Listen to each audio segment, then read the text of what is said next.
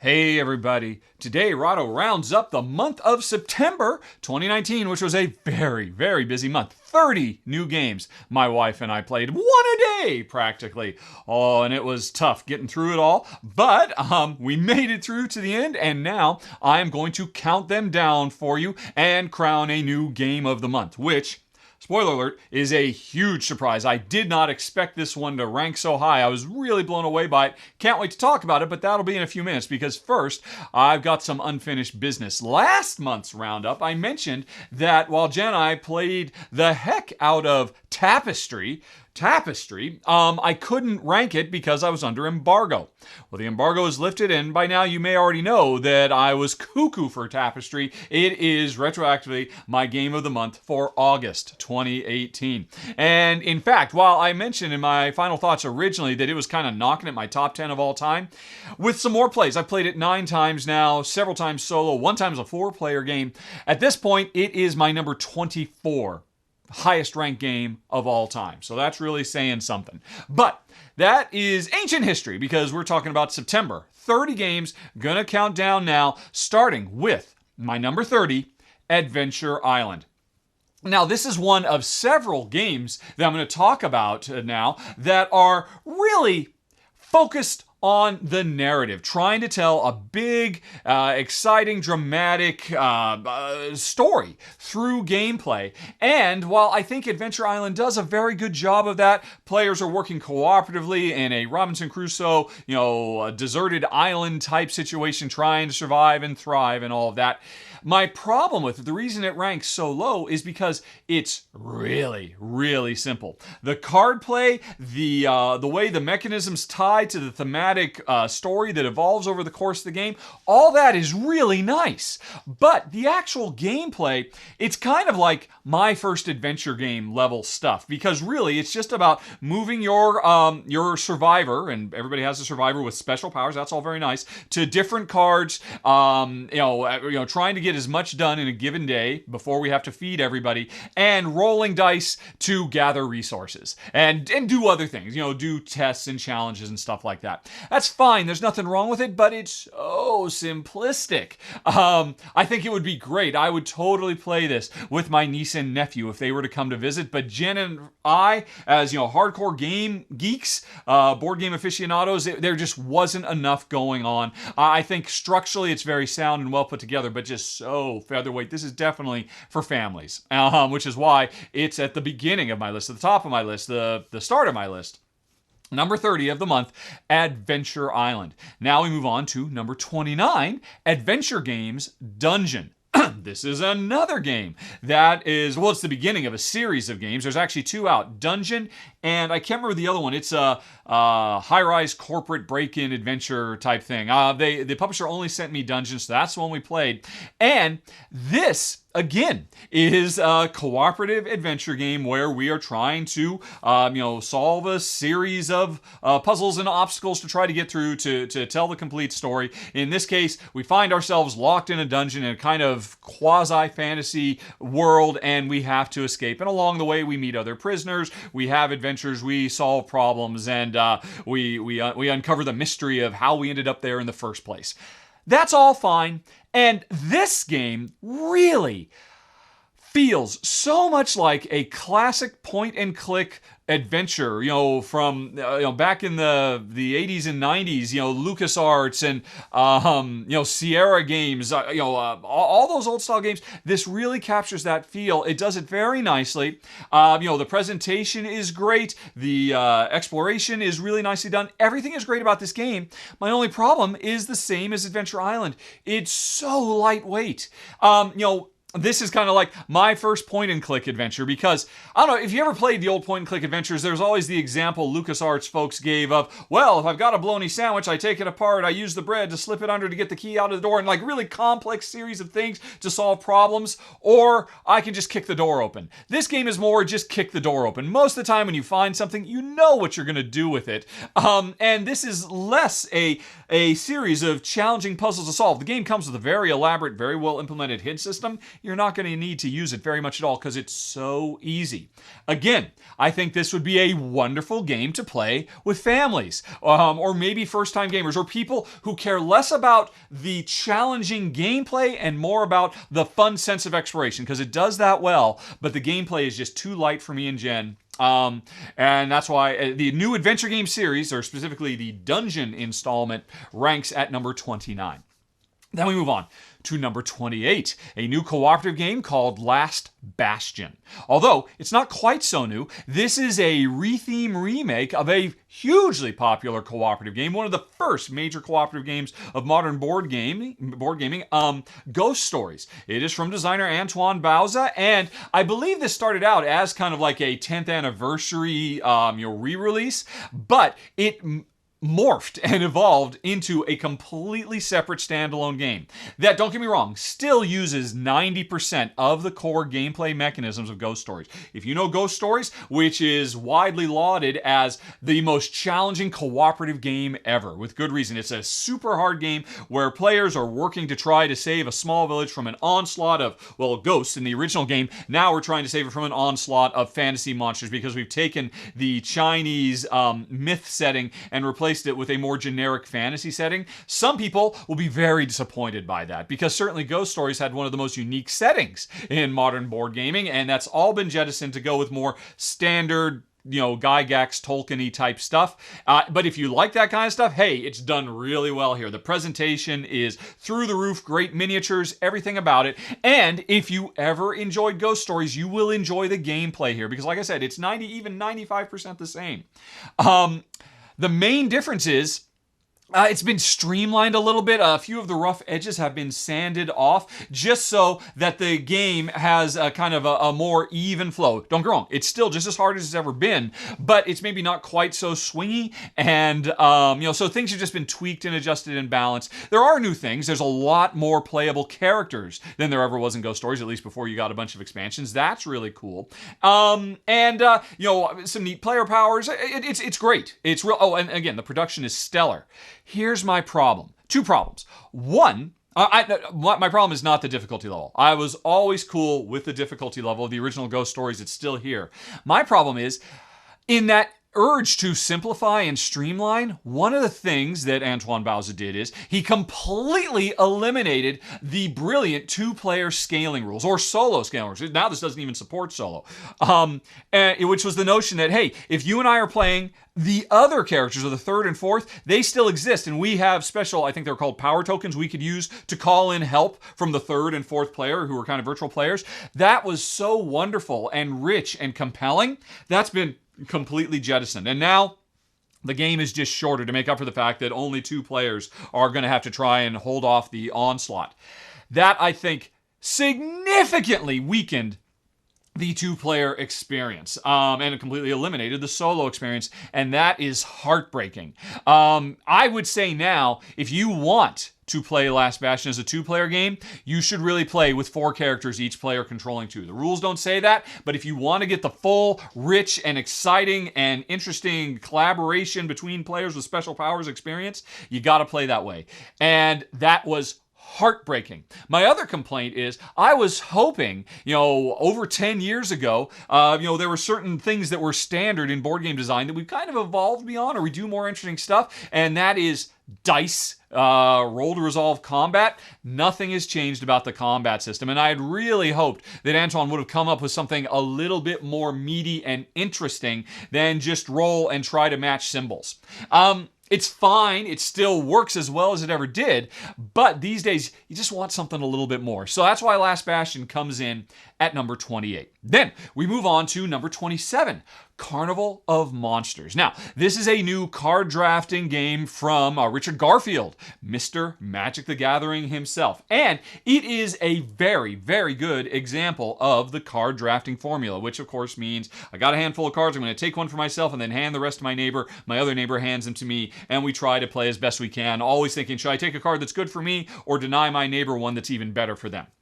In this game, we are trying to get in good with some kind of fantasy world zoological society by capturing monsters and bringing them and displaying them. I have to admit, I'm not a fan of this theme. This is not a game where we're trying to save villages or anything. We're just trying to capture innocent monsters and put them in cages and put them on display. But that's a minor thing. The gameplay itself is very good because your hand generally has several different types of cards, and so you're always having a hard time. Should I try to grab more of these cards? It'll supplement me later. Should I use these? It will help me immediately. Should I grab these types? It'll give me in-game bonuses. Should I add these that give me special powers for the rest of the game? Tough choices. Interesting choices. My problem with the game, the reason it ranks so low at number 27 is, one thing is, the game plays over 4 rounds, or 4 seasons, if I recall correctly, and at the beginning of every one, we reveal a new objective card. Those can be incredibly swingy. And when a new one reveals and somebody says, yay, I've already scored that, I'm totally going to win that, and there's nothing anybody can do, you don't have enough time. That's a real bummer. I would have much rather seen something where, hey, you know what? We know right from the get-go what the first 2 objectives are, and then when the first one's finished, we know what the third one is. When the second one's finished, we know what the fourth one is. So there can be more long-term planning as opposed to just, hey, what do you know? Things just fell into my lap. I just kind of got lucky, right place at the right time. There's more of that than I'd like. And also, one of the cards you're drafting for is the equivalent almost of a Magic the Gathering land type thing. The game has Magic the Gathering. There's different colored lands that you need to capture different types of creatures, which are what you're trying to do based on objectives or what have you. All kinds of stuff to consider. And like Magic the Gathering, sometimes you can get completely land screwed. The game is a little bit fragile. If you start out because you just shuffle this massive deck of cards at the get-go and start drafting from it, there's no setup of that deck. And so you can have games where land just never shows up. And it's very difficult to accomplish anything. Or, man, we're drowning in land. Where are the gosh darn creatures to capture? Or whatever. So there's a lack of structure in the core game that can lead to very swinging experiences. And also, the 2-player rules. Hate drafting has always been a part of, drafting style games. The hate drafting in a 2-player game here is so insanely over the top. It becomes so overwhelming that it just kind of wore me and Jen down a bit, as much as I wanted to like this game, because the cards you draft for are cool. There are so many wonderful, interesting opportunities for combinations of stuff and long-term versus short-term strategizing and tactics. That's what you would expect from Richard Garfield, from the father of Magic, but it kind of has the problems of Magic, or at least the problems I identify with Magic as well. So anyway, that's why number 27 is Carnival of Monsters. Then we go on to number 26, God of War, the card game. Now this is based on an incredibly popular video game series. I played the first 2 back on previous generations. I haven't played the new fancy one, which is what this is really based on. It brings in characters from the new God of War that was on PlayStation 4. So I can't really say how well it captures the feel of the God of War video games, but I can say in general, my gosh, this game feels like a video game brought to card format. The thing God of War, the card game, does best is it's a cooperative game where players are working together to take down a series of encounters, and these encounters are represented by, I believe it's a 2x4 grid of cards that are all laid out that create one big picture that represents a whole bunch of different stuff you have to deal with, kind of like in a boss fight or in a level where you're getting attacked by a bunch of different things, if you think in video game terms. And all these cards are chock-a-block full of cool, interesting ways to interact because they're all two-sided. Like the most classic example is, hey, rather than fight the monster who has so much shields I can't hit him, if I knock the boulder that's up on the cliff above him, if I hit that enough so that the boulder falls down and crushes him, that's the better way to go, because then his armor is shattered and now I can hit his soft underbelly. That's very video gamey type stuff, and this game is full of it, and it works so well. The core structure for how challenges to overcome through combat is presented is brilliant. Quite frankly, this game deserves to be in the top 10 based on the strength of its structural approach to creating interesting combat puzzles to solve. Or, combat. And now the other half of the game, though, is where it falters a little bit. This is basically a deck builder, and it is a deck builder on speed, because you start out with not a very interesting deck, but every round you draw cards from a master deck that indicates what the bad guys are going to do, and then players get to draft from those cards. And so every round you're adding new cards to your deck. Your deck is getting bigger and bigger all the time, and that is pretty nice. My problem is the actual cards you're drafting are really simplistic. think like the simplest of simple Dominion cards. And that's what you got. There's very little in the way of, oh, well, this is interesting. How is this card going to mix with this or that? The card play is adequate. The structural stuff you're trying to overcome with this adequate card play is amazing. Best of class stuff. And so the two combined, it fell a little bit short. Another issue I have with it is Jen and I were shocked just how easy it is. At least as a two-player game, I mean, we found it to be a cakewalk. And if anything, it just gets easier. It's interesting. The game levels up over the course based on choices you make about where you're going to travel to. The new bosses you fight get tougher based on other bosses you chose not to fight. That works very nicely, but as much as they level up, we level up so much faster. And Jen and I found it was really surprising. You can't put out a cooperative board game or card game without including difficulty levels, and they didn't here. That was such a huge oversight. So I'm super impressed by this game. But portions of it, but other portions I think work really well. But again, are really simplistic. The card play is so simple compared to the richness and depth of the world we're playing those cards in. It didn't rank higher for me and Jen. That's why it's at number 26, God of War, the card game. Then we go on to number 25, Tribes: Dawn of Humanity. Now, this is a repackaging of a game I covered several years ago when it was on Kickstarter, Tribes. And Tribes is from the designer of Nations. It's basically a prequel where players are trying to bring up their tribes from Stone Age to Iron Age. And the core of this game has always been a kind of randomly generated tech tree that players are trying to make early dawn of man civilization discoveries and breakthroughs so they can work their way up the ladder and score lots of points along the way in a race to discover as many breakthroughs while dealing with all kinds of calamities and events that have the potential to hit us. And the whole thing is driven by a drafting system for actions that's very, very similar to the system you have in Small World for how players choose to get new armies, where, oh, I really want that third one. That means I got to pay to skip the first and the second one, and that the money I put on the first and second one make those more valuable. That's a great system. I'm surprised it doesn't appear in more games. It works well here in Tribes, but my problem with Tribes originally, and it still continues to be with this new updated version, which looks so nice now. The original game had so-so at best art. Now this looks like a really wonderful, charming, or not charming, but very colorful and evocative presentation.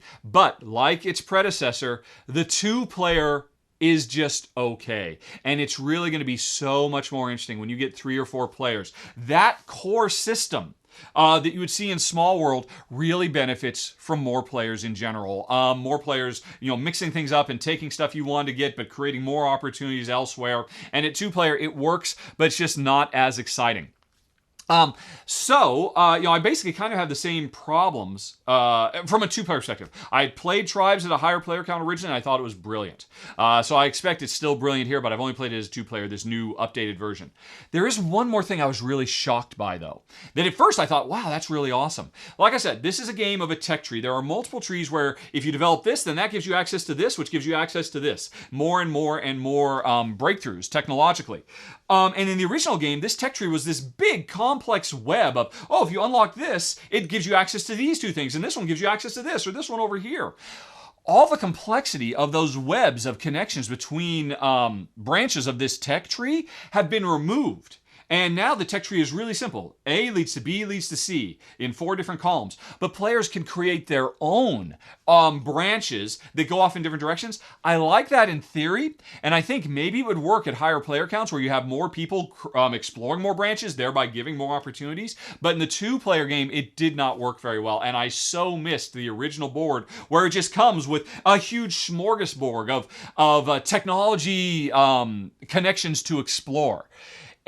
And so, for those 2 reasons, I think the game is probably better at higher player counts, but it's actually less enticing at the 2-player, which is why it comes in at number 25, Tribes: Dawn of Humanity. And then we got number 24, Patchwork Doodle. I played 2 Patchworks games this month. This is the first one I'll talk about. Patchwork came out many, many years ago. It was kind of designer Uwe Rosenberg's dipping his toe into the world of polyomino Tetris-style puzzly games. Hugely loved game, you love to this day. And Patchwork Doodle turns it into a roll and write game, where instead of having Tetris tiles we put on our board, we actually draw the tiles in. And I will say that's one of the game's greatest strengths, the doodle element. The game actively encourages you, even gives you suggestions on the cards that are telling you what you can add to your grid, the different Tetris shapes, even gives you suggestions for what you should doodle on them. But the real joy of this game is doodling however you want. You don't have to, but that's where a big part of just the joy of this game is. So I like that. I like the core game, and I like one particularly strong design element, that there are a few different times over the course of the game where you will score, and you score based off the biggest square. So even though, like Patchwork, you could put your pieces wherever you want, you're encouraged to make them one big chunk, as much of a square as possible, so you can get those nice, big, juicy mid-game scorings. That's nice. On the whole, though, and plus then there's also 4 special powers you can activate once, each of them, over the course of the game. So using them at the right time when the die roll didn't give you what you wanted, really good stuff. My only problem is, Patchwork Doodle, once again, is super duper lightweight. And Jen and I found it wasn't very challenging. It was pretty easy to achieve what we wanted to do, and we felt like we were always playing at peak level. We were like, oh my gosh, what has this game done to me? I have no use for this. That breaks all my plans. That just doesn't happen very often, particularly because those special powers, you have so much control over the game. It's great, but again, a little too lightweight. I mean, but Patchwork, the original, had a lot more going on with like this whole economy of stuff and the time track you had to play with. Here it's just much simpler. It's great. It's charming. Again, I would play the heck out of this with my niece and nephew, but Jen and I would not play the heck out of it. So that's why it comes in at number 24. Patchwork Doodle. Then we go on to number 23, Darwinning. Now, this is a very interesting game. It bills itself as a trick-taking evolution simulation, pre-man. Yeah, I don't think man actually appears as a playable character in here. Everybody picks a particular prehistoric creature, bugs or lizards or birds or dinosaurs, or there's several different ones. They all have different strengths and weaknesses, and it's a survival of the fittest battle where I am trying to make sure my particular species comes out at the top of the food chain. Although I don't have to get at the top of the food chain to win, but if I'm not at the top of the food chain, the other animals will try to eat me. Unless, of course, I evolve defensive mechanisms like shells or camouflage, but then they might develop tools or what have you. And so this there's a lot of games out there, think dominant species, where you have a species, you're trying to evolve it and grow over the course of the game to respond to the changing environment that you're in as the world changes around you, and also to what your opponents are doing. This game drives that with trick-taking. But here's the thing, I don't think it's a trick-taking game. I think it's more of a poker game. Imagine a trick-taking game where instead of every turn you play one card, and then people have to follow suit and beat the card, and then whoever has the high card wins the trick and all that. Here, you're playing poker hands. You've got a big old hand of very non-standard cards. Each one of these cards represents a particular 4 different ways, potentially, that you could evolve your species, increase your population, increase the places that your species could thrive, give you new abilities, stuff like that. And you can combine these cards to make poker hands. Flushes and straights, pairs, 3 of a kind, all that kind of stuff. And when it's your turn to play, you don't have to play just one card. You can play, I think, up to 4 cards, if I recall correctly, to make different poker hands. And you're not just trying to play the high card, you're trying to play the best poker hand, because at the end of the round, after everybody's played into the trick, whoever had the best poker hand gets to take one of the cards that they used and use it to evolve their species. That's sharp, and that is fun, and it works really well. So I like this game a lot, in fact, but it has some problems. The biggest one is it tries to go all icons, and it didn't come with player aids, and so players are constantly, can you hand me the rules? I have no idea what these 3 powers are. I have no idea what this is, and that's a real shame. They would have really been better off putting text on the cards to explain how everything works. I know that limits their international appeal, but If not that, the game needed to come with player aids. I have rarely played a game that needed player aids more than Darwinning. And so that really kind of slows the game down. I should look. I wonder if but still, they should have been in the box. I don't know if they're available now, but they are desperately needed. So that was a really big problem. A smaller problem, actually it wasn't a problem for me, but it might be for some folks, is, like I said, you're trying to make the best poker hand, but the odd thing is, it changes the rules or the hierarchy for poker hands. I don't remember exactly how, but like flushes are now not as good as three of a kinds and stuff like that. Now, it makes sense based on the cards you have. There's a different number of suits, different number of cards you can play. But that's gonna, for diehard poker fans, that's gonna be a kind of a weird learning experience. And it's interesting, they have a player aid for that to remind you, hey, here's our poker scheme, but they don't have one for all the powers. Not having those powers is a real problem.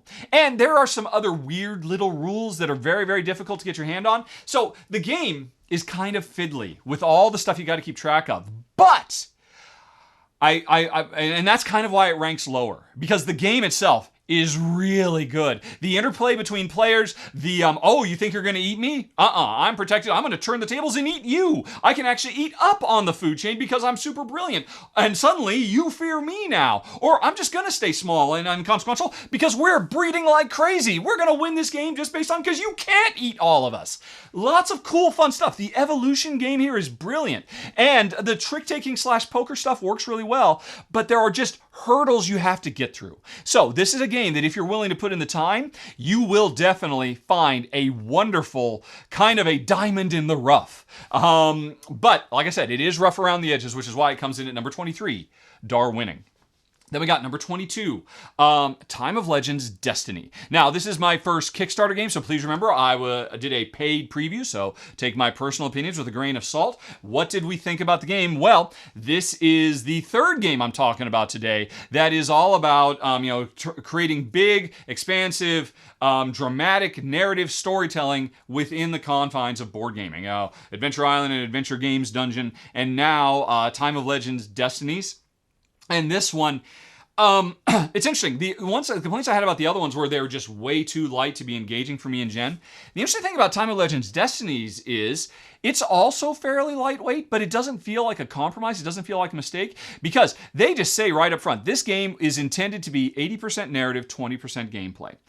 And the gameplay that's there is very, very good. Yes, it also has rolling dice to resolve challenges, which is one of my least favorite mechanisms of all time, but they do it in a very cool and innovative way here that, kind of overcomes. There's nothing tired or stale about the way they do it here, unlike Adventure Island or Last Bastion for that matter. The roll to resolve here is super sharp, how it ties into leveling up. But the thing that's most interesting about this game, I'm really shocked by it, totally bucks the trend, is, yes, this is a big world. We're all traveling through here, exploring, trying to solve mysteries and pursue the narrative while also rolling to resolve and doing combat checks and various and sundry things.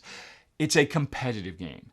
These never do that. These are always cooperative games. Last month I did Sleeping Gods.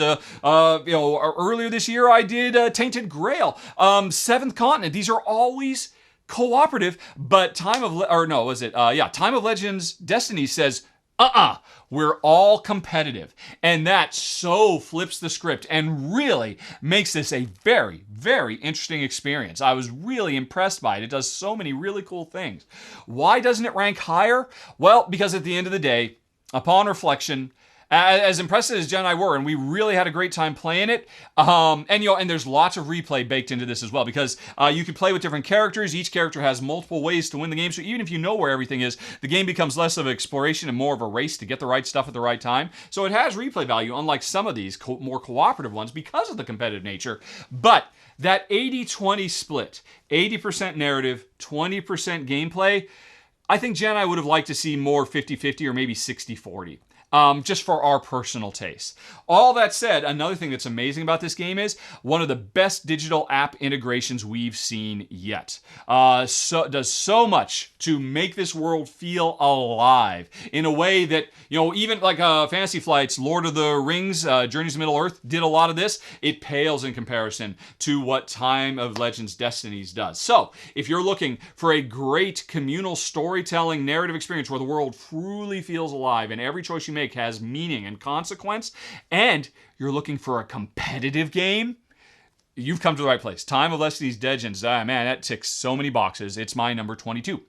Then we move on to number 21, Arkham Horror Final Hour. Now, this is a new streamlined, it tries to capture all the big bombastic cooperative doom and gloom trying to save the world from insurmountable odds feel of the original Arkham Horror. But the reason it's called Final Hour is it's supposed to replicate that final hour of a big 3 or 4 hour game where all the monsters are on the board. You can't move anywhere. You're constantly in danger and the time is ticking down and you're racing against the clock, and hopefully, because if you can't close that last gate, everybody dies because the Elder One will come out and we're all gonna blow up.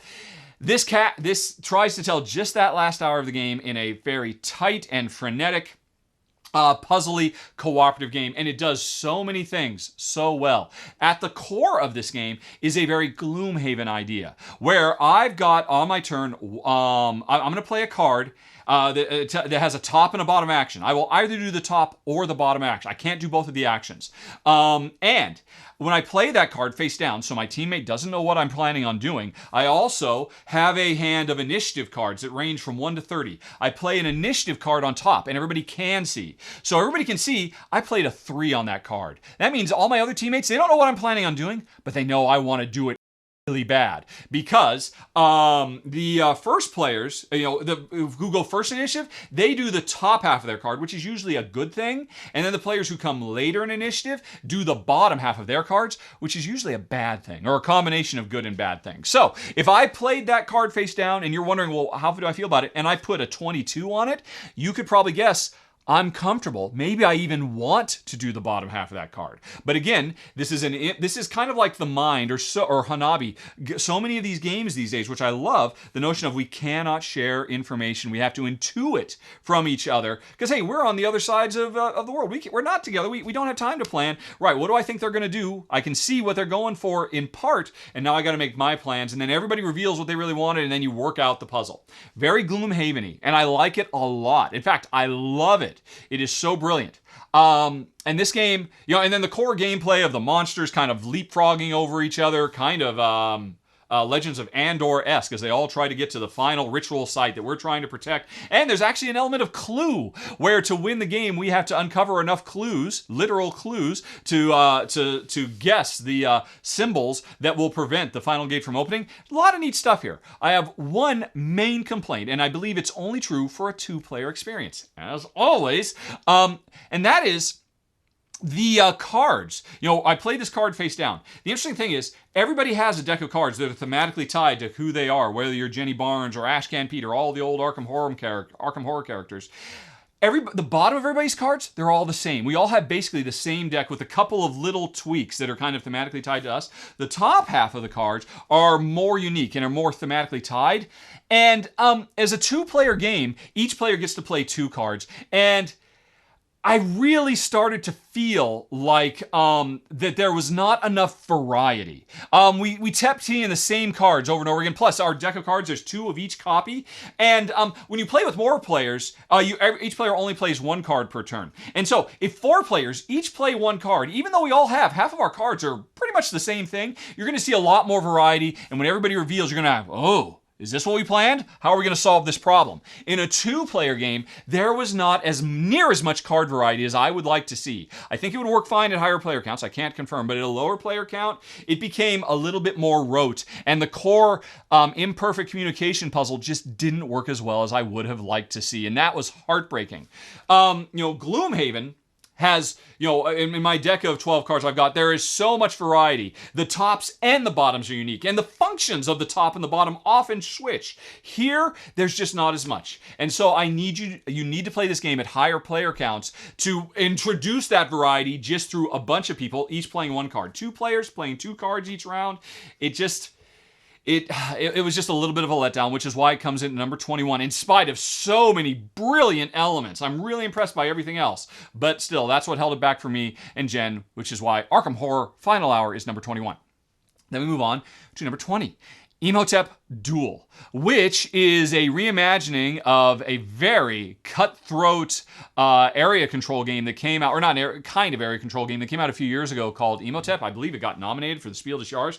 Well-loved game. This takes the setting and some of the elements, but strips it down to a two-player game. And I'm so happy to say, excises most of the cutthroatedness. That was really cool. And this central mechanism is this grid game where I put a worker down, and wherever I put it in this 3x3 grid, like a little tic-tac-toe grid, indicates I want that worker to have access to two different ships that are full of tiles, because this is a set collection game. We're trying to collect sets of tiles for various point-scoring opportunities.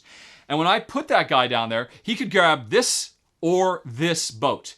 But he can't grab anything until there's at least a second or a third character in the row or column of that boat.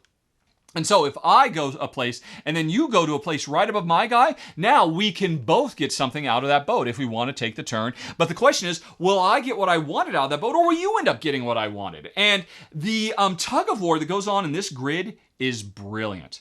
It's an incredibly sharp, fun game that just constantly creates new puzzles for you to solve while you're trying to get the ideal tiles for whatever strategy you're pursuing with your set collection. So I love the grid action selection stuff. I'm disappointed by the set collection. The set collection is okay. And it's very zero-summy. It's a two-player game. Oh, if you're really focusing on that one, well, I guess you're probably going to take that, but I'm going to focus on this one, and I'm going to do really well there, and it all just kind of comes out in the wash.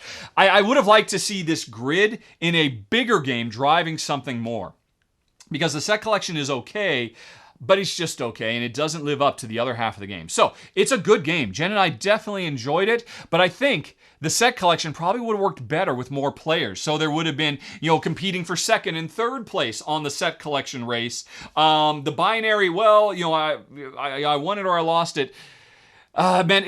Which is unfortunate because it is a two-player only game. It works well. We've enjoyed it, but that's what kept it from ranking higher, because the grid game, it deserves. It's a top 10 mechanism. Easily. But anyway, that was number 20, Imhotep Duel. Then we move on to number 19, Spring on a String. And this is probably the most out there, wacky, innovative, and creatively original game of the month. And one of the most creatively original games of the year, because this is an area control game where our board is a piece of felt full of flowers. And our means of capturing terrain on this piece of felt full of flowers is literally threading a shoelace, basically, a string through all these flowers. I come in on one side, I grab that flower. Now that I'm on this side of the board, I go over here, I dive in, I've got these two flowers, and I'm trying to grab the highest scoring flowers. And the tactile nature of this game is wonderful. It is just charming to basically be sewing. It or kind of feels like that. And I like that a lot. But that in of itself is not enough. That's just a cool physical gimmick, really. Where the game is special, though, is before you start playing, the game comes with a big old thick deck of bonus rules. And you shuffle them up and you add 2 or 3 to the game. And they change the functions of the different colors of flowers. Suddenly, this particular, the yellow flowers, you have to do them in ascending order. You can't just grab the best one. Or this particular type of flower, no one is allowed to grab any of those flowers until at least one of each other type of flower has been grabbed. All kinds of interesting, puzzly little things. And once you add 2 or 3 of these cards to the mix, it gets crazy. Suddenly, what looked like a simple area control becomes a very interesting puzzle of, that is the best flower, but I can't get that until somebody else does this. So I'm going to do a waiting game and try to grab area around it, keep people away from my ideal flower, and then when eventually somebody flips the trigger that will allow me to get it, I'll grab that, and that'll be the lion's share of my points, and that's my strategy. It's cool. It's very sharp, and the variety that comes in these cards, I was blown away by. So, why didn't this game rate higher? It's got great components, a great gimmick, and really great gameplay. It's that same old bugaboo for me and Jen, 2-player. Area control is often less than ideal as a 2-player experience, and that is true here. Because what Jen and I found, we played this several times because it's a quick little filler of a game, a 10-15 minute game. We played it with a bunch of different combinations. While we were always impressed by the puzzle, we always found that,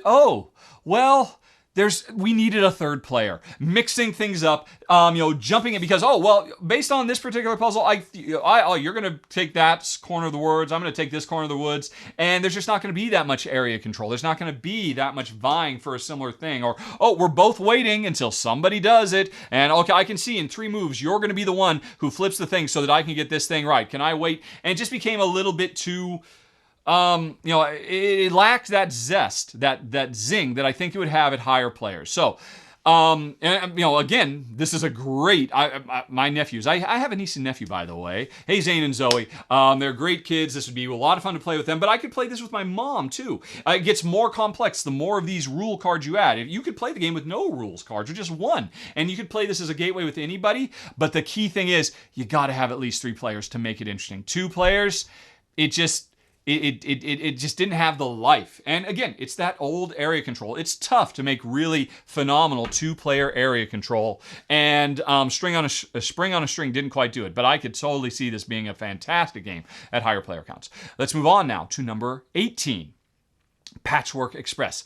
We're returning to Patchworkville, folks. And now this is a really odd one because this is basically just a repackaging of Patchwork, which came out years ago, which is very well loved. And really the only functional change, there's a few tweaks in it, but the only significant change is the game length has been cut by 60%.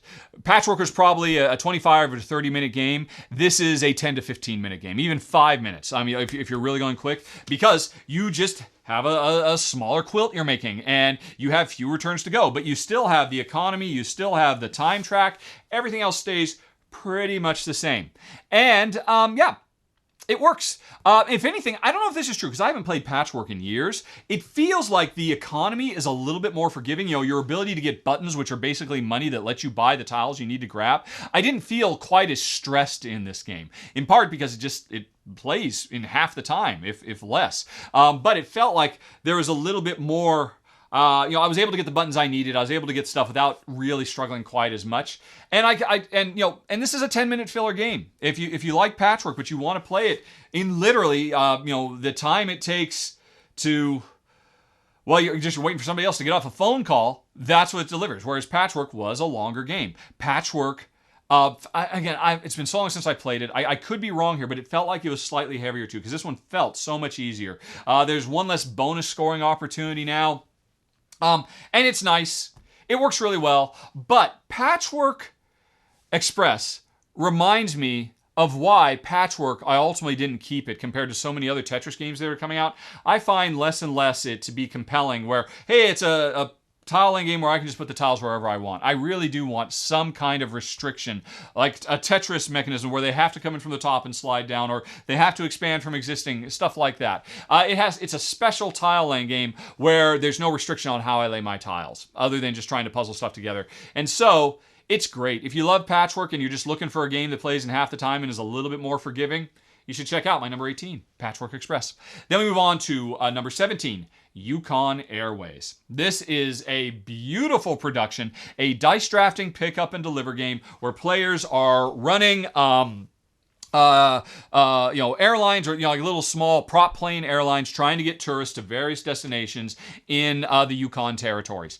And the dice drafting is brilliant. Really, really good stuff, because those dice you're getting, there's interesting restrictions on how you can grab them. There's interesting uses for, and every time you grab a die, or dice that you're gonna, which represent the passengers that you're gonna fly around the Yukon on your plane, you're also getting access to a special power that will really help you level up your plane. And there's over a dozen ways you can level your plane up. So the game has so much replayability as you mix and match different kind of upgrades for your plane. More distance, more fuel, more flexibility, all kinds of stuff. And I was really impressed by that half of the game. I love the dice drafting. Dice drafting is one of my favorite mechanisms of all time. The other half of the game is after everybody's fueled up their planes, drafted their dice, now you've got to puzzle out, how am I going to fly with the fuel I've got and the tickets? I've got a handful of cards that represent the different locations. How am I going to use these resources to get my tourists to the best place to score the most points? That's the other half of the game. That is the delivery. The pickup is the drafting. The delivery is now flying all over the Yukon and dropping them off in ideal spots to score well, to score points and more upgrades for my plane. This game, you do so much. I mean, your plane really feels like a character by the time you're done. Never mind the fact that I love the way it's all presented with flippable switches and dials and stuff like that. So I like the game a lot. The only reason it doesn't come in a bit further down the list of ranking a bit higher is, well, it is that second half, the delivery. Pickup and delivery is one of Jensen my least favorite gameplay mechanisms. And while this is an example of I would happily play this game anytime, anywhere. I would still kind of wish that the first half, the drafting, the picking up, was driving some other gameplay mechanism besides the delivery.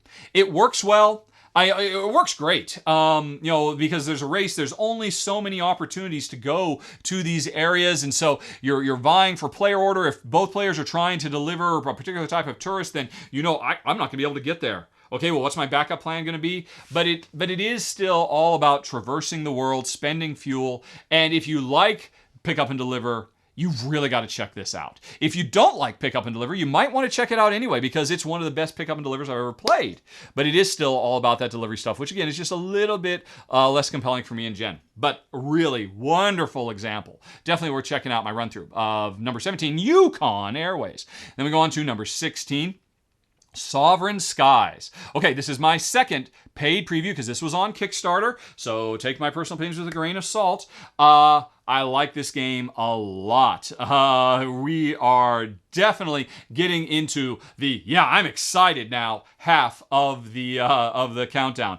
This is a game that is it's interesting. It is a rondel game. Rondels are one of my favorite gameplay mechanisms of all time. But the interesting thing is, it mixes rondel with area control. And while I talked about earlier a spring on a string, it's tough to make a good, compelling two-player area control game. Sovereign Skies does it. And it does it in a way that doesn't feel particularly warlike or aggressive, because players are constantly trading control of these different slices of a rondel. A rondel, if you don't know, means on my turn, I've got a player thing and I move clockwise or counterclockwise around a circular board, and wherever I land I get to do the action, and I can only move so many steps, so you're really restricted in what you can do.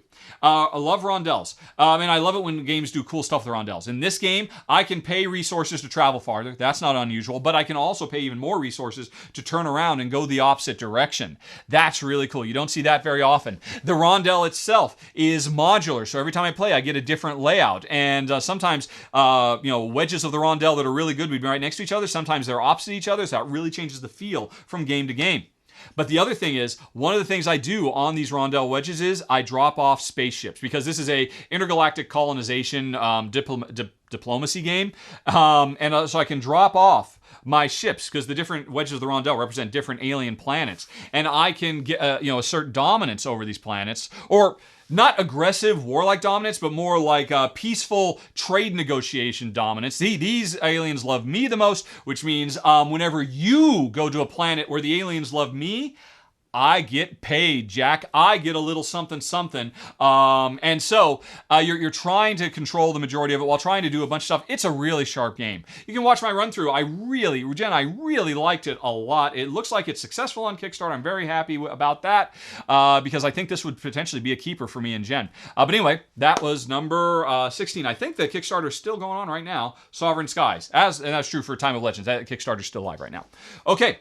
Number 15 is my third of 4 Kickstarter games. So again, grain of salt, I was paid to do the preview of number 15, Grand Carnival. This is a tile laying game, another one of my top 10 favorite gameplay mechanisms of all time, and where we're laying tiles to build up what will ultimately become the Grand Carnival. We're trying to build attractions that will attract townsfolk, and we score tickets by having them come to our rides. And as we're laying tiles, we're basically kind of building a maze for the townsfolk who we can attract to travel through to get us more and more points as they visit more and more of our attractions. But the thing that's really brilliant about this game is it is a double-decker tile layer. Because as you draft tiles to lay them down, you're basically creating areas where you can build your attractions, or you're creating paths that the townsfolk walk between to go to my attractions. The second half is I can take Tetris polyomino shapes that represent the actual attractions and put them on the actual tiles I've been laying. So I'm laying a foundation. I believe they're literally called foundation tiles. And then I'm laying other tiles on top of those first tiles. And that is brilliant. I absolutely love it. I adore it. This is a double-decker tile laying game. I can't imagine it's the first game to ever do this, but oh man, it is so clever and so sharp. And the drafting works really well. There's a lot of really cool special powers that change up the game significantly from game to game, because every time you play, 3 cards come out that change the rules in various ways.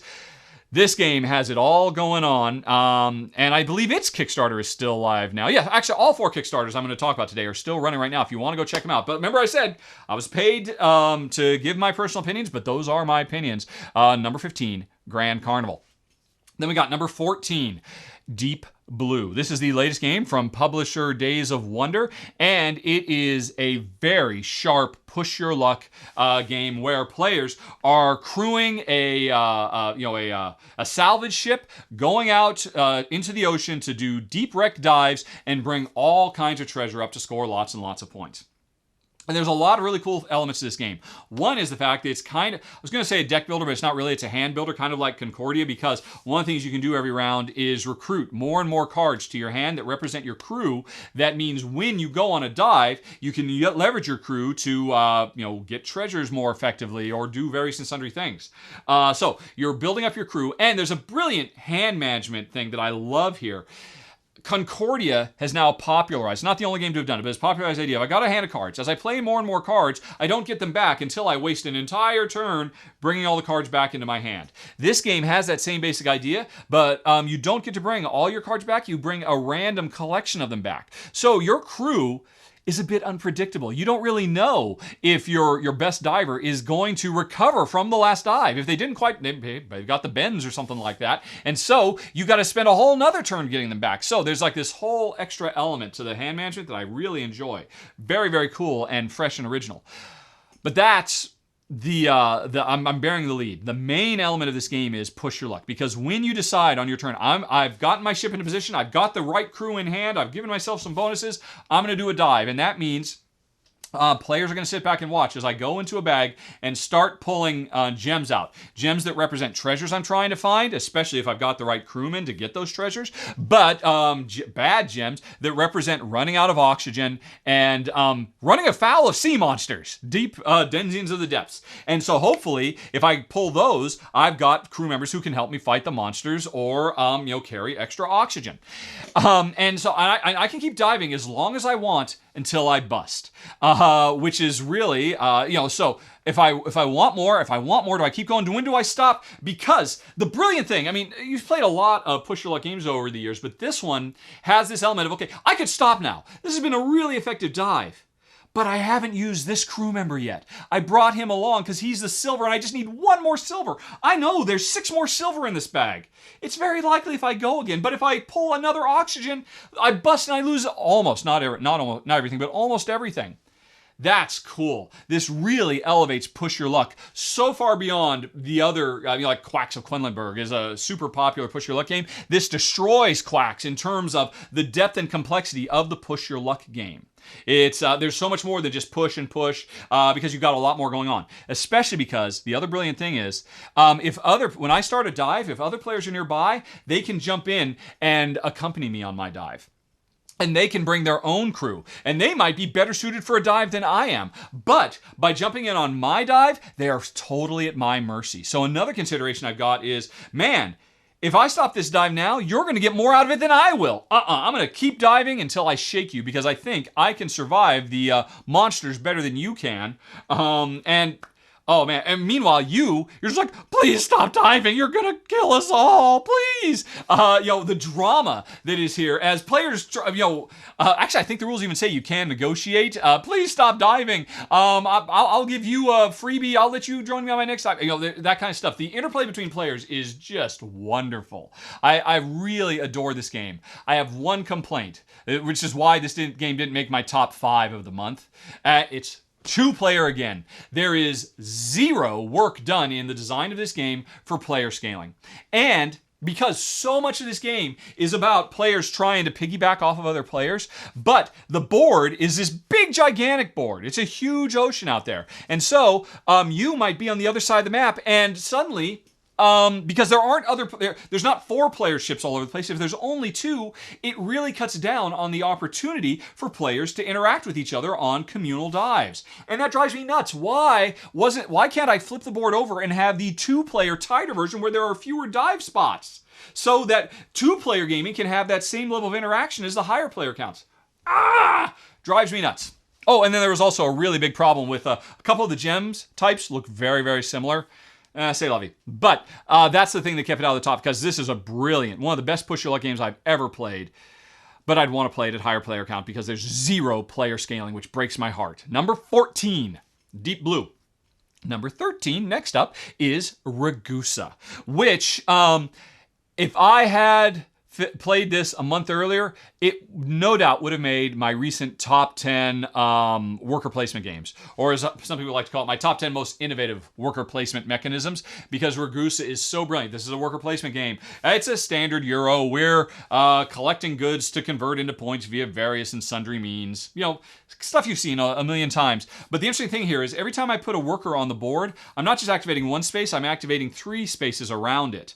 And the more of my workers I have in a given space, if I then go to adjacent ones, my new workers can trigger old workers as well. So I can start creating these combo strings and get really big paydays. But the problem is my workers can also trigger your workers as well. And so as more and more of the board gets gobbled up, because the workers never come off the board, there's almost kind of an area control element to it as well. This is super sharp, and I love everything about it. The reason this didn't make my top 5, because it totally deserves it. Again, 2-player complaints. This game does actually come with a very, very good 2-player variant, where players get an extra couple of super buildings that you can, those are your workers, super workers you can put out that kind of break the rules and kind of replicate the function of a 3rd or 4th player coming in really interesting and clever ways. I thought it was really nicely done.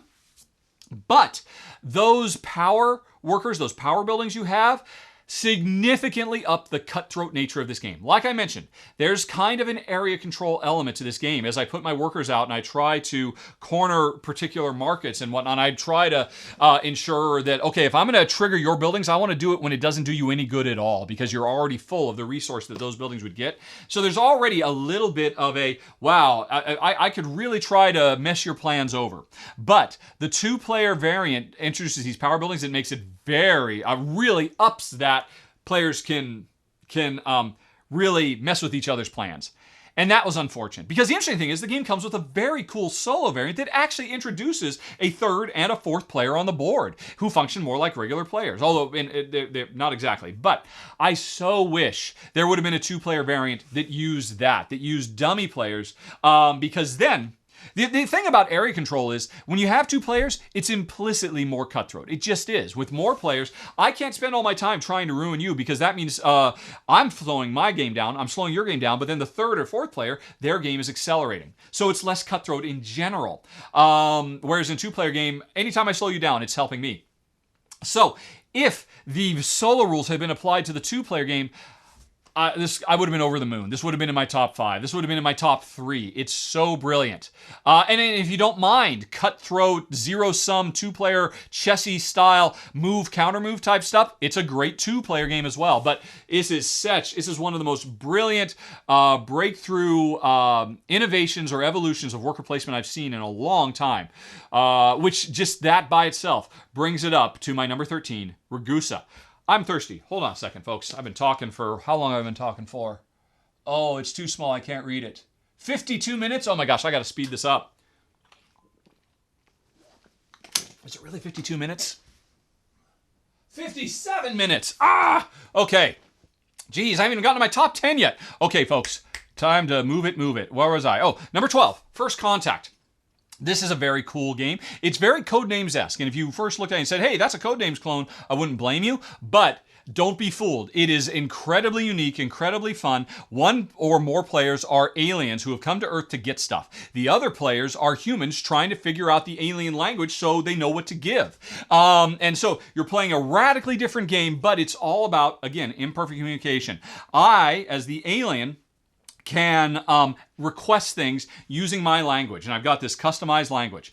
But before you, as the humans, can figure out what to do, you have to ask me questions about, hey, what do all of these items, what alien word would sum them up? And so I figure out what alien word is, I tell you the alien word, but hopefully you and I think the same trait is what ties those together. Were all those things human-made? Were all those things sharp? Were all those things tiny? You might be asking for, I want to know your word for tiny, and I might tell you my word for human or power or something like that. And so there can be miscommunications in the best possible way. This game is so sharp, and I really, really love it quite a bit. I got nothing bad to say about it. It's interesting, as a 2 or 3 player game, it's a pure co-op. At higher player counts, it's a competitive game with everybody racing to, to get their stuff if you're aliens, or figure out the language if you're humans. But it's just super sharp, really unique. Not really, even though it looks like code names, it's not like anything else out there, and so thematic. It really makes you feel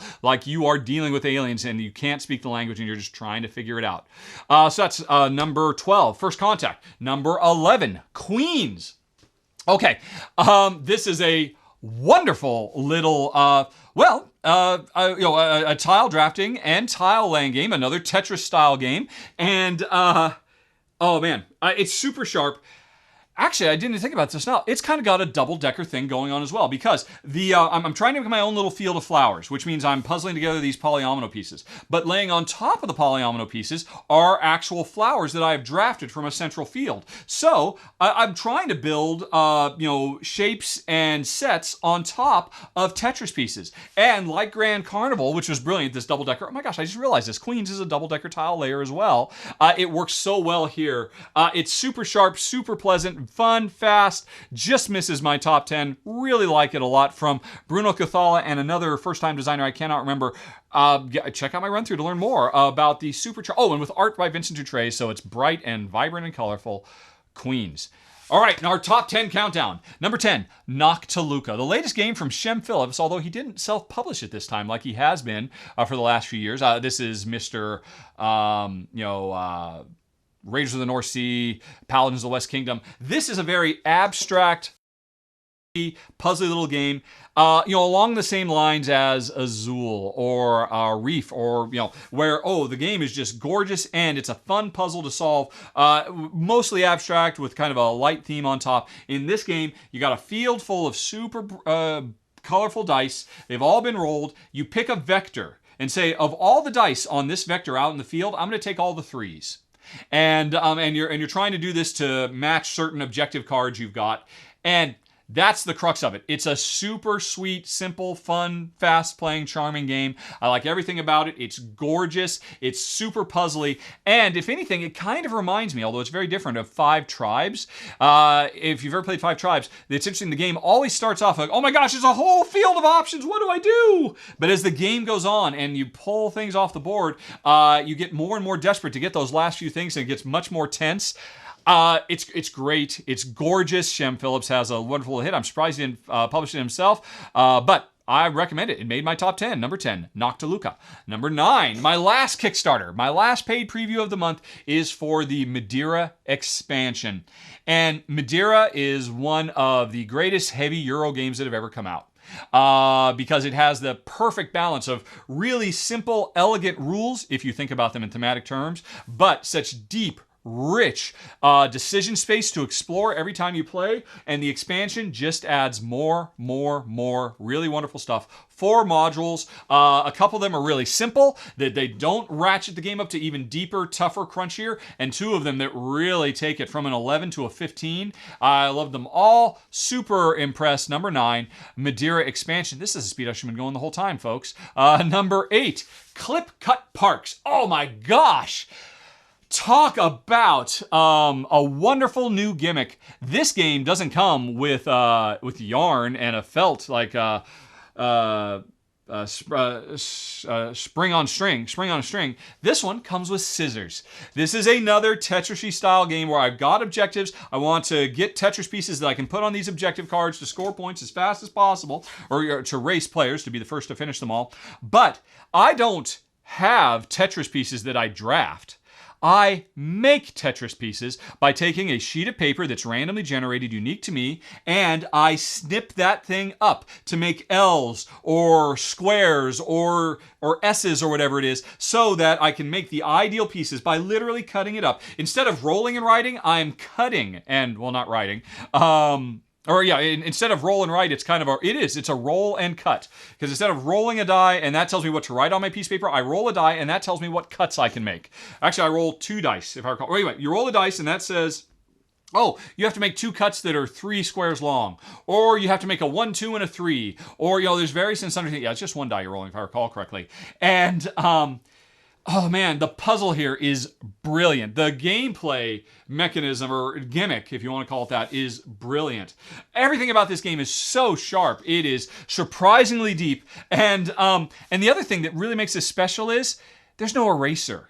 If you made a bad, okay, I did this, and then you're, okay, this is going to be the perfect cut to do this over thing, and then you cut, and you're like, boop, this other thing falls off. You're like, I was saving that for later to make this L. I totally forgot I had that other cut there. Because what happens is when a piece falls off, if you can't put it on a card, you have to crumple it up, and those become a tiebreaker element. You have to throw pieces away. Sooner or later, you'll have to do that to make the perfect pieces in this race. Oh my gosh, this game is brilliant. Brilliant, brilliant, brilliant. It would probably be Jen's #1 game of the month. I like it a lot too. It's my number 8. There's just 7 that are better, but I cannot recommend this enough.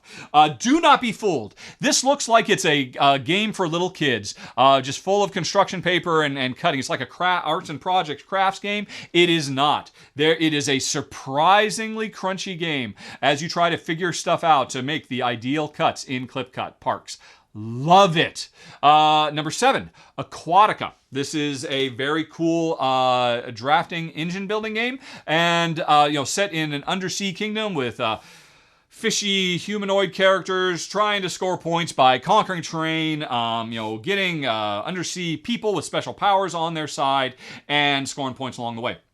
The most interesting thing about this is, as you conquer terrain, you take it and put it on your own board, and these terrain cards will give you more and more resources, but you have to rise these cards by sliding them through a slot in your player board to activate layer upon layer upon layer upon layer. And then once you have harvested everything out of the card, you end up scoring, you put it in your scoring pile.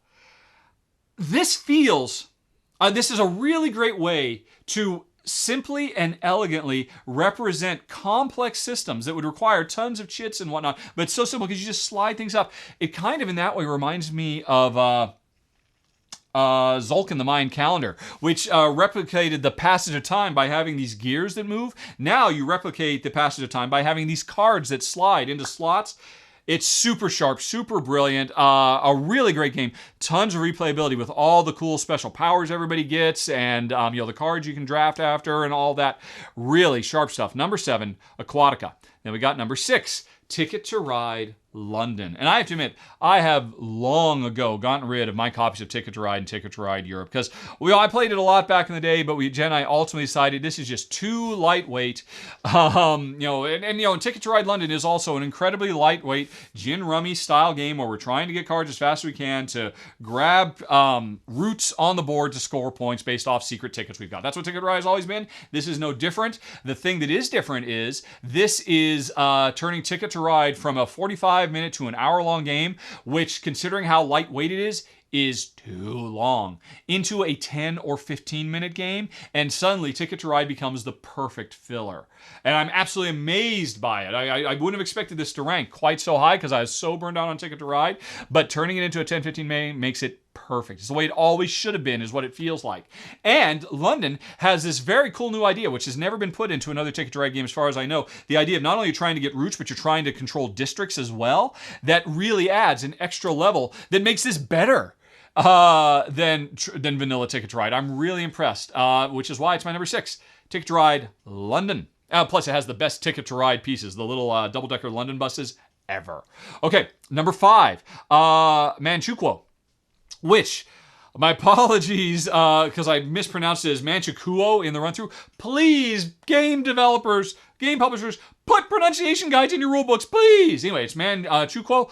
Oh, hey, I said I was done with Kickstarter games. I just had to scroll. This is a Kickstarter game. I have 2 more Kickstarter games. Manchukuo is a paid preview. Bear that in mind. But this is a brilliant worker placement game set during the Japanese occupation of China back, in the early 1900s. And we are deploying. The game has 2 phases. During the day, we're deploying our students of our martial arts school to help the village, help the people of the village itself during our occupation, and trying to stay away from the occupying army forces.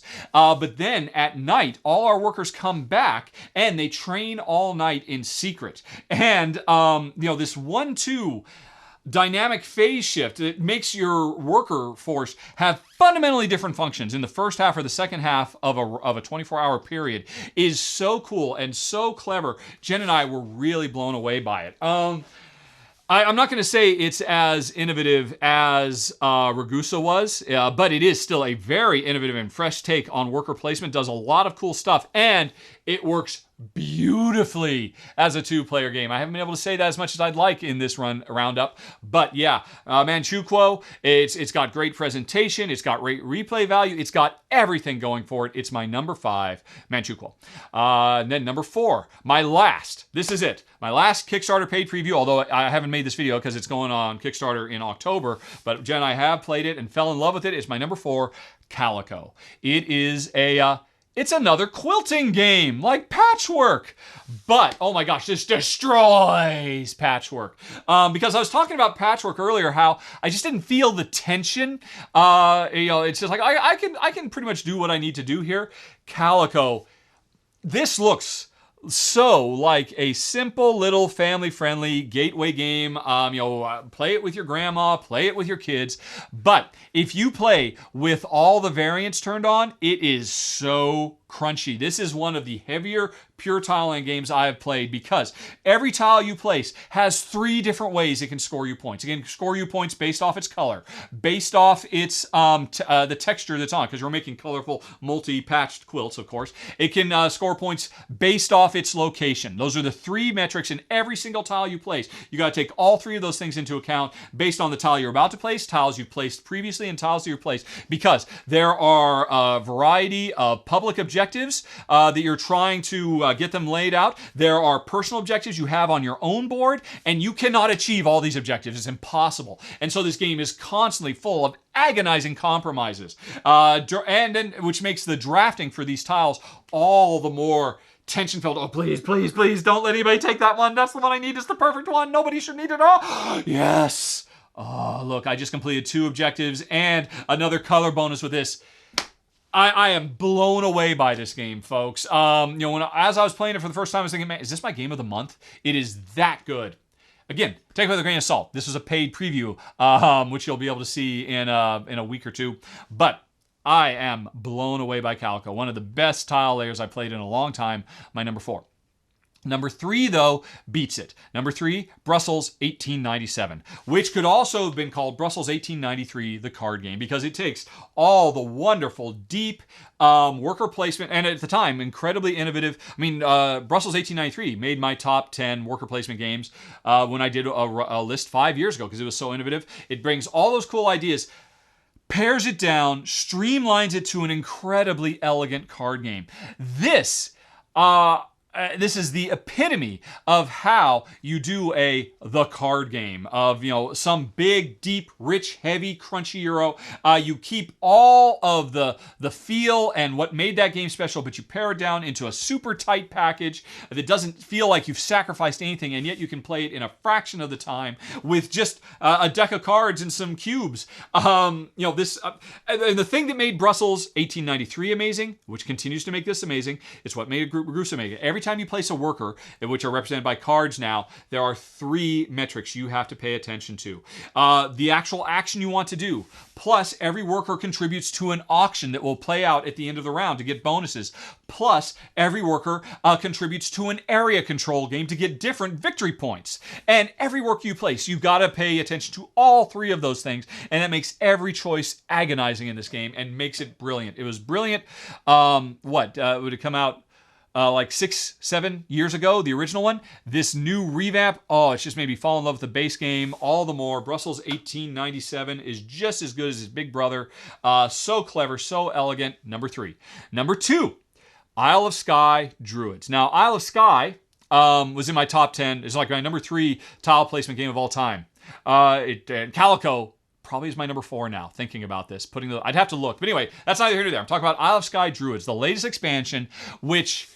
Isle of Skye is already so amazing. The wonderful, super tense, challenging, puzzly tile laying mixed with a set your own prices game where I really want this tile. I'll say that tile is worth 3, hoping that's too expensive for you, but it might bankrupt me to buy it as well. And then, oh no, you bought it. But hey, now I'm rich because you paid me all that money.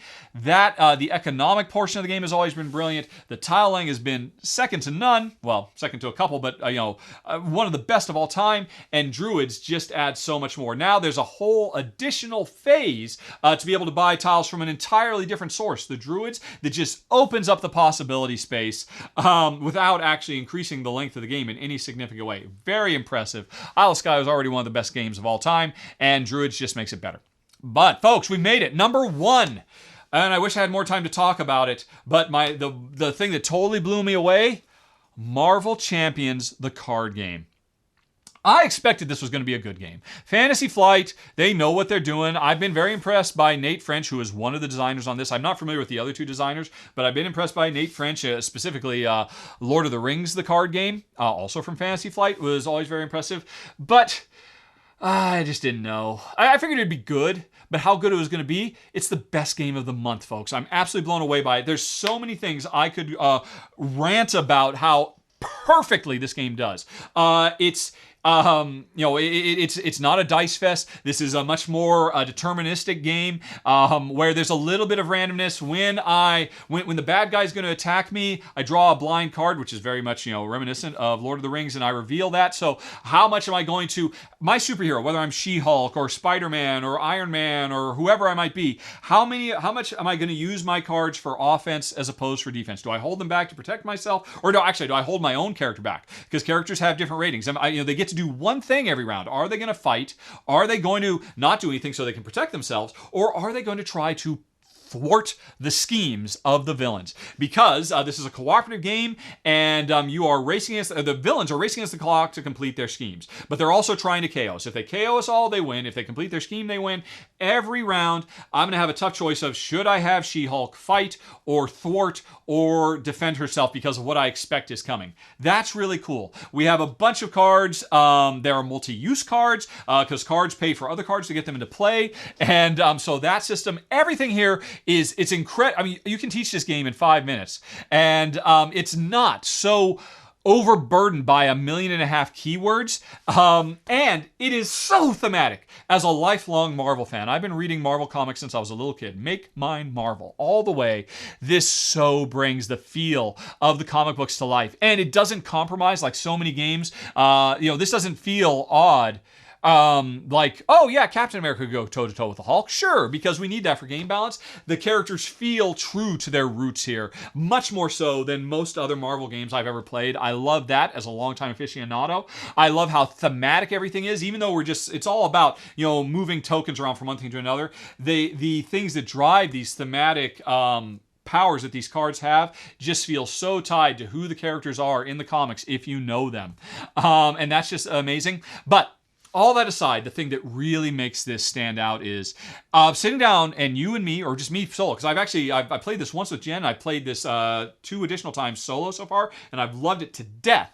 When you sit down, the session you're going to play is not just, we're just having one big epic fight. It feels more like a series of 3 or 4 comic books because, we'll fight a little bit every round, but then often in certain rounds, we will literally flip our character card from the superhero side to our alter ego side, to our, Spider-Man will become Peter Parker, Iron Man will become Tony Stark, She-Hulk will become Jennifer Walters, and suddenly I've got radically different powers, radically different abilities, and that can be just as useful for winning the game. Whether it's all about healing myself by going low because they almost killed me and now I gotta go lick my wounds, or again, I mean, I'm a huge She-Hulk fan. I always have been. And so, she is designed as the brawler of the bunch. I thought she was going to be so simplistic, but there's so much depth to her gameplay. And when she switches over to her day job, yes, she's the best healer of all of them. She already had the most hit points. Very appropriate for She-Hulk. But she's a lawyer by day. So who better than to try to thwart the plots of whatever the villains are going to do because they're doing all this other stuff. Plus, in the villain deck that is, generated by stuff the villain does, plus like a subplot. So there's always the main plot and a sub-villain plot that's going on. You can mix and match different ones together, but you also put personal crises where Peter Parker suddenly has to pay his rent because he's a struggling, is he a college student here? I'm not quite sure, but he's down on his luck like always. And in the middle of trying to stop an epic world-destroying plot by Ultron, I got to stop and pay the rent. That's the kind of stuff that has always made Marvel special, and it makes this game so special too. I am over the moon with this, folks. I'm absolutely blown away by my number 1 game of the month, Marvel Champions, the card game. I cannot wait for more expansions. I cannot wait for Captain America and Miss Marvel. And oh man, the future of this game looks so bright. If you are a Marvel fan, if you love cooperative play, if you love solo play, if you love puzzly, multi-use card play, if you love thematic gaming, this game has everything. It's close to perfect. It's definitely going to be in my top 10 of the year. Number 1. I'm just so over the moon with Marvel Champions, the card game. And that's it, folks. Phew. I'm sorry. I should have been talking that fast all the way through. Or maybe I shouldn't. Should I have not zipped through my top 10 that fast? You tell me, folks. But either way, that was it. 30 or 31, depending on how you count it, new games. It was a very busy month. Next month might be even worse because it's Essen month, and I'm already drowning in games that publishers want me to get covered before the convention starts. Wish me luck, folks. I'll see you again in a month's time for another roundup. Thanks very much for watching, as always. Have a very nice day. Talk to you later. So long. Bye-bye.